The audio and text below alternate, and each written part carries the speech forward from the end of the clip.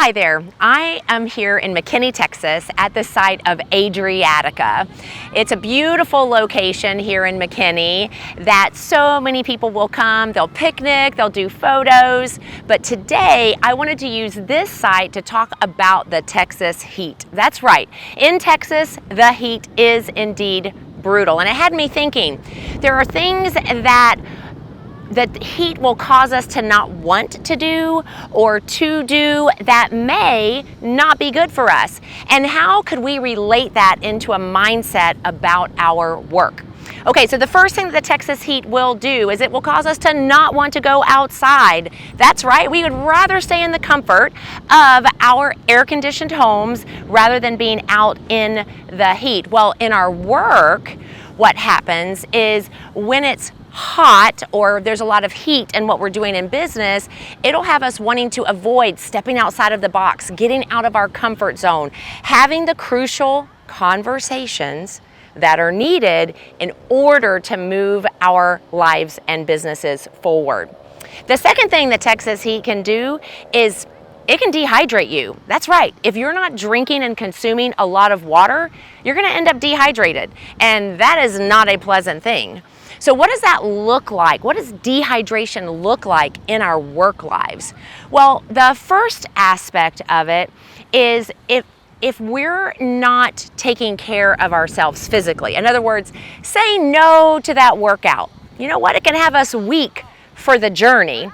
Or if we're not managing our time well, it can have us working 24/7, and that's going to take a toll on us mentally, not to mention how it affects us relationally. We can end up being dehydrated mentally and emotionally in our lives and businesses.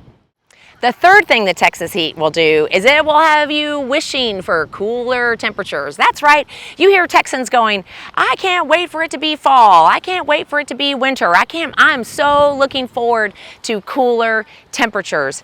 And what that means is oftentimes we miss an opportunity to live in the now, to figure out how to work within the heat of the present season. So how do we see this translate into our work environments?